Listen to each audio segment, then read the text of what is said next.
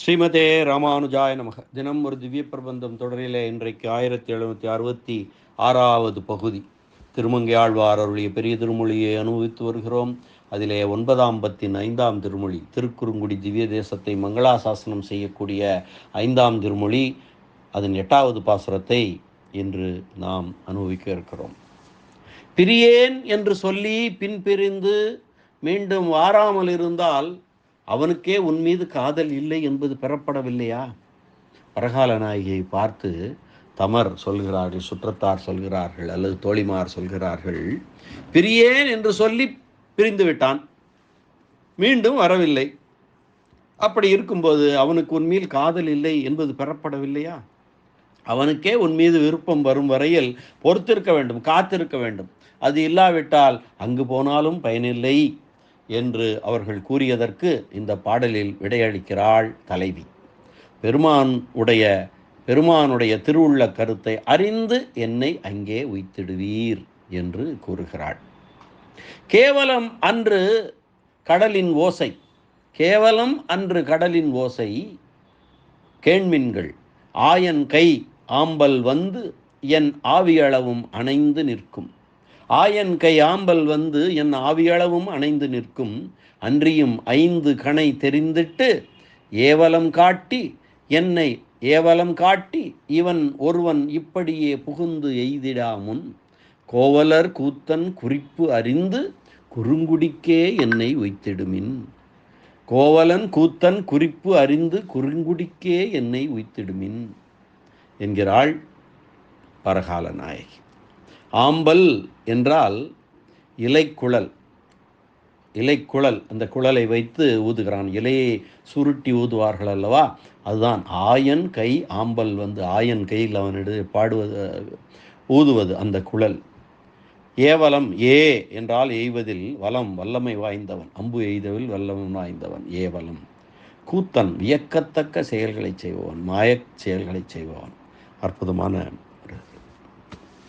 கேவலம் அன்று கடலின் ஓசை கேண்மின்கள் ஆயன் கை ஆம்பல் வந்து என் ஆவியளவும் அணைந்து நிற்கும்.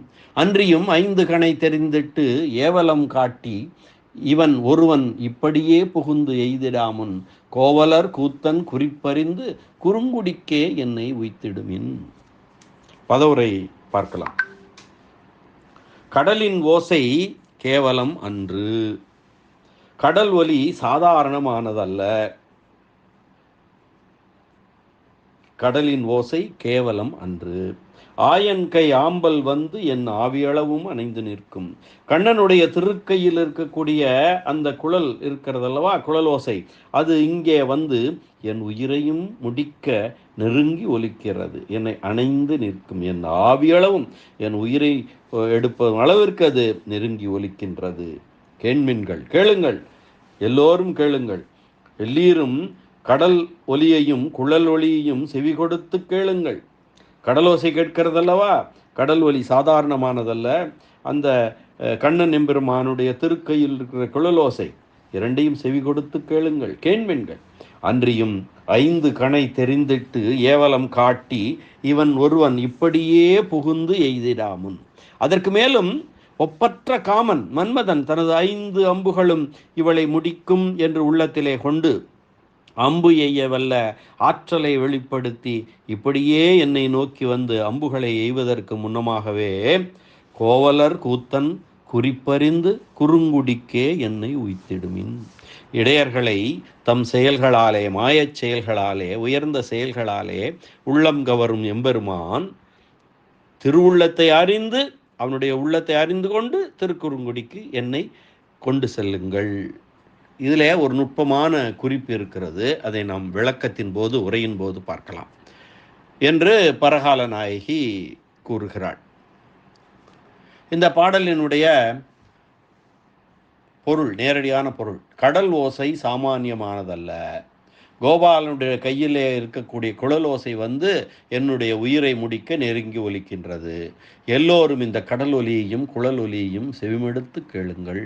அதற்கு மேலும் மன்மதன் என்னும் பாவி ஒருவன் தனது 5 கணைகளையும் நன்றாக ஆராய்ந்து செலுத்த வல்ல சாமர்த்தியத்தை காட்டுகின்றான். அப்படி என்னை நோக்கி வந்து அம்புகளை செலுத்துவதற்கு முன்னமே இடைச்சாதிக்கு ஏற்ற கூத்துக்களில் வல்லவனான பெருமானுடைய திருவுள்ள கருத்தை தெரிந்து கொண்டு குறுங்குடிக்கே என்னை கொண்டு செல்லுங்கள் என்பதுதான் நேரடியான பொருளாகும். இதுவரையிலும் கடல் ஓசைகள் பல முறை காதிலே பட்டிருந்தாலும் கூட இப்போது காதிலே படும் கடலோசை அவை போல இல்லை. இவை இன்றே என்னை முடித்து விடுவதாக பிரபலமாய் நிற்கிறது. சுக்ரீவன் ராமபிரானை அழைத்து கொண்டு வந்து வாலியின் வீட்டு வாசலிலே சென்று அறைகூவின போது அவனுடைய குரலுக்கு என்ன மிடுக்கு இருந்ததோ அப்படிப்பட்ட மிடுக்கு இந்த கடலோசைக்கு உண்டு போலும். கடலோசை தனக்கு பாதகமாக இருப்பது போலவே மற்றவர்க்கும் பாதகமாக இருக்கும் என்று கருதி கேண்மின்கள் என்கிறாள். இந்த கடலோசை உங்கள் காதில் படவில்லை போலும், சற்றே உற்று காது கொடுத்து கேட்டு பாருங்கள், இது படுத்துகிற பாடு உங்களுக்கே தெரிய வரும் என்கிறாள். இது மட்டுமா, இடையன் ஊதுகின்ற புல்லாங்குழலின் ஓசையும் வந்து என் உயிரை முடிக்கும் அளவில் நிற்கிறது பாருங்கள் என்கிறாள். அதற்கும் மேலே இவள் கடலோசைக்கும் குழலோசைக்கும் முடிந்துவிடக்கூடாது, நம்முடைய கையில் உள்ள அம்புகளாலே முடிய வேண்டும் என்று கருதிய காமன் மன்மதன் பெண்களை வதை செய்யக்கூடாது என்று எண்ணாமல் என்னை முடிக்க வல்ல சில அம்புகளை ஆராய்ந்து தொடுத்து தன்னுடைய பிரயோக சாமர்த்தியத்தை காட்டுவதற்கு முன்னே என்னை திருக்குறுங்குடியில் கொண்டு சேர்த்திடுங்கள் என்கிறாள் பரகால நாயகி. கடல் ஓசையும் இடையன் ஊதும் புல்லாங்குழலின் ஓசையும் மன்மதனின் மலர்கணைகளும் இவளை வருத்துகின்றன, நலிகின்றன, துன்பம் கொடுக்கின்றன. கோவலர் கூத்தன் குறிப்பறிந்து தான் ஆடுகின்ற கூத்தின் இனிமையாலே முரட்டு ஆண்களான ஆயர்களையும் ஈடுபடுத்திக் கொள்வான், தம் மீது ஆகர்ஷப்படுத்திக் கொள்வான் என்பது கோவலர் கூத்தன் என்பதனுடைய உட்கருத்தாகும். வலிய நெஞ்சை உடையவர்களான தன்னையொத்த பருவத்து பிள்ளைகளை படுத்துகிற பாடே அதுவானால் அவலைகளான நமக்கு சொல்லவும் வேண்டுமோ? அவனுடைய திருவுள்ள கருத்தை அறிந்து அங்கே கொண்டு போய் சேர்த்திடுங்கள் என்பதன் கருத்து என்னவென்றால், அவன் வேண்டும் என்றிருந்தானாகில், அவன் என்னை வேண்டும் என்றிருந்தானாகில் என்னை அங்கே கொண்டு போய் சேர்த்து விடுங்கள், வேண்டாம் என்று இருந்தானாகில் என்னை இந்த இடத்திலேயே முடித்து விடுங்கள் என்பதாகும். அதுதான் இங்கே சொல்லக்கூடிய அந்த கருத்தின் உள்ளுரை என்று பெரியவாச்சான் பிள்ளை அற்புதமாக நயமாக உரையிட்டிருக்கிறார். இனி பரமகாருணிகர் வியாக்கியான சக்கரவர்த்தி பெரியவாச்சான் பிள்ளையினுடைய உரை பார்க்கலாம். தலைவி தன் உறவினர்களை நோக்கி சொல்லுகின்ற வார்த்தைகள் இவை: எனக்கு எப்பொழுதும் இருக்கின்ற மனநிலை முறையாக யாவும் செயல்படும், பேர் கிட்டும் போது கிட்டட்டும் என்று மனதிலே கொண்டு பொறுத்து கொள்ளும் நிலைமையாக இல்லை. இனி எம்பெருமான் இருப்பிடத்தை சென்று அடைந்தாலும் அவனாலே எனக்கு பேர் கிட்டும் அன்றே பயனுள்ளது. எனவே என்னை அங்கே கொண்டு சொல்லும்போது எம்பெருமான் திருவுள்ள கருத்தை அறிந்து அதற்கேற்ப செயல்படுங்கள் என்று தலைவி உறவினரிடம் கூற, முறைப்படி எம்பெருமான் அருள வருவான் என்று பொறுத்து கொண்டிருப்பதனை விட்டு பொறுக்க முடியாமல் இருப்பதற்கு உனக்கு இப்போது வந்தது என்ன என்று கேட்டார்கள். அதற்குத்தான் இந்த பாசுரத்திலே பதில். கேவலம் அன்று கடலின் ஓசை. இந்த கடலோசை இப்பொழுது என்னை வருத்துவதற்கு ஒரு காரணம் உண்டு. சுக்ரீவன் சக்கரவர்த்தி திருமகனை உதவியாக கொண்டு வந்து வாலியை போருக்கு அழைத்த போது சுக்ரீவன் மனநிலை போல இந்த கடலின் உற்சாகம் இருக்கிறது. பெருமான் கையும் வில்லுமாக சற்று தள்ளி நிற்க அவரை துணையாக கொண்டு சுக்ரீவன் வாலியை போருக்கு அழைத்தான் அல்லவா? தேன நாதேன மகதா நிர்ஜகாம, அந்த பெரிய ஒலியோடு புறப்பட்டான், அறைகூவலோடு புறப்பட்டான். முன்பு பல தடவை நம் வாசலிலே வந்து அவன் சுக்ரீவன் போருக்கு அறைகூவிதை அறிவோம். இப்போது அப்படியல்லாமல் இவன் குரலில் ஒரு தனி பெருமிதம் இருக்கிறது. இதற்கு ஒரு காரணம் இருக்க வேண்டும். பேராற்றல் உடைய ஒருவனை துணை கொண்டு வந்திருக்க வேண்டும் என்று நினைக்கிறான்.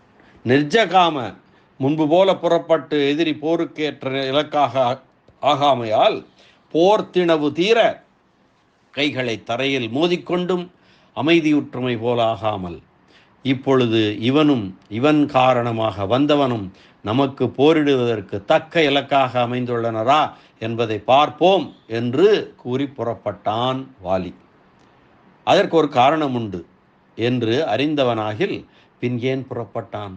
இப்படி அரைகோல் விடுகிறான், அவனிலே குரலிலே தனி மிடுக்கு இருக்கிறது, அவனுக்கு ஒரு பேராற்றல் உடையவன் துணையாக இருக்கிறான் என்று தெரிந்து கொண்டும் அவன் ஏன் புறப்பட்டான் என்றால், ஹரீச்வரக, குரக்கு தலைவன், எதிரிகள் உயிருடன் இருக்க தான் உயிர் வாழ்வதனை விரும்பாதவன் அவன்.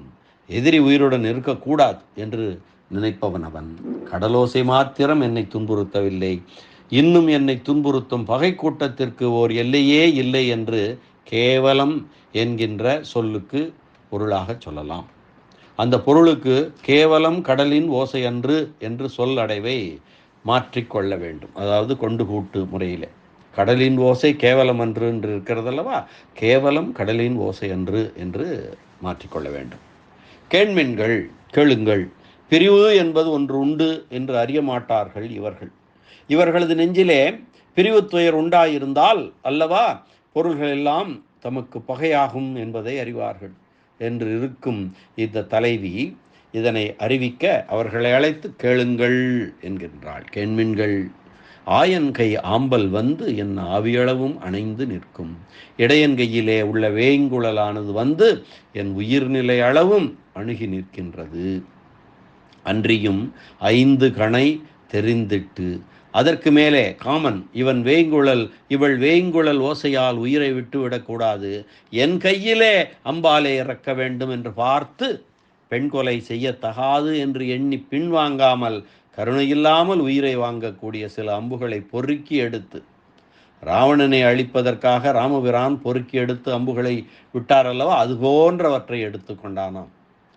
ஏவலம் காட்டி, வலம் காட்டி, தான் அம்பு எய்வதில் மேம்பட்டவன் என்பதனை என்னிடம் காட்டி, ஏவலம் காட்டி இவன் ஒருவன் பெண் கொலை புரிவதில் இவன் முதலாமவன் என்று விரல் விட்டு எண்ணினால் பின்னர் எண்ணுவதற்கு ஆள் யாரும் இல்லாதபடி இருக்கின்றான் அவன், இவன் ஒருவன்.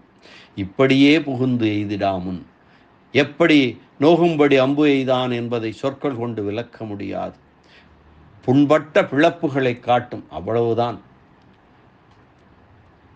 கோவலர் கூத்தன் குறிப்பு அறிந்து, பும்சாம் திருஷ்டி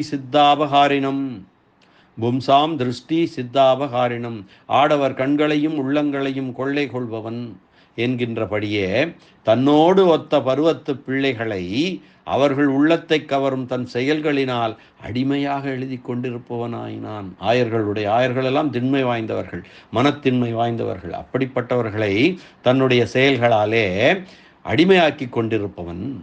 வலிமையான நெஞ்சனையுடைய ஆண் மக்களே அவன் அழகு கண்டு அவன் செயல்களை கண்டு படும் பாடு இதுவாதலால் வலிமையற்ற பெண்களுக்கு சொல்லவும் வேண்டுமோ? சொல்ல வேண்டாம் அல்லவா?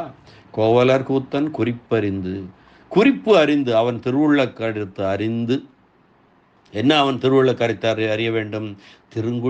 குறுங்குடிக்கே என்னை உய்த்திடுமேன், என்னை திருக்குறுங்குடி தலத்துக்கு கொண்டு போய்விட ஏற்பாடு செய்யுங்கள். அவன் வேண்டும், நான் வேண்டும் அவனுக்கு என்று இருந்தானாகில் என்னை அங்கே கொண்டு போய் சேர்த்து விடுங்கள். வேண்டாம் என்று இருந்தானாகில் என்னை இந்த இடத்திலேயே கிடந்து முடிந்து போகுமாறு விட்டு விடுங்கள் என்கிறாள் பரகால நாயகி. அற்புதமான ஒரு ஒரு ஒரு பாசுரம் அல்லவா? அவனுக்கு அவனுடைய குறிப்பை அறிந்து அவனுடைய விருப்பத்தை அறிந்து என்னை அங்கே கொண்டு போய் சேர்த்து விடுங்கள், இல்லை என்றால் இங்கேயே கிடந்து நான் சாகிறேன், என்னை விட்டு விடுங்கள் என்று சொல்வதாக அமைந்திருக்கக்கூடிய பாடல். மீண்டும் ஒரு முறை இந்த பாசுரத்தை அன்வயிக்கலாம். கேவலம் அன்று கடலின் ஓசை கேண்மின்கள், ஆயன்கை ஆம்பல் என் ஆவியளவும் அணைந்து நிற்கும். அன்றியும் 5 கணை தெரிந்திட்டு, ஏவலம் காட்டி இவன் ஒருவன் இப்படியே புகுந்து எய்திடாமுன், கோவலர் கூத்தன் குறிப்பறிந்து குறுங்குடிக்கே என்னை உய்த்திடுமின் என்ற இந்த அற்புதமான பாடலினுடைய அனுபவத்தை இந்த அளவிலே நிறைவு செய்து மீண்டும் நாளை சந்திக்கலாம். நன்றி, வணக்கம். ஸ்ரீனிவாச வெங்கடேச ராமானுஜதாசன் திருவரங்கம். திருக்குறுங்குடி எம்பெருமான் நின்ற நம்பி திருவடிகளே சரணம். அரட்டமைக்கு அடையார் செய்யும் அருள்மாறி திருமங்கை ஆழ்வார் திருவடிகளே சரணம். வியாக்கியான சக்கரவர்த்தி, உரைப்பெருமன்னர், பரம காருணிகர், இராமாயணப் பெருக்கர், பெரியவாச்சான் பிள்ளை திருவடிகளே சரணம். ஆழ்வார் எம்பெருமானார் ஜீயர் திருவடிகளே சரணம்.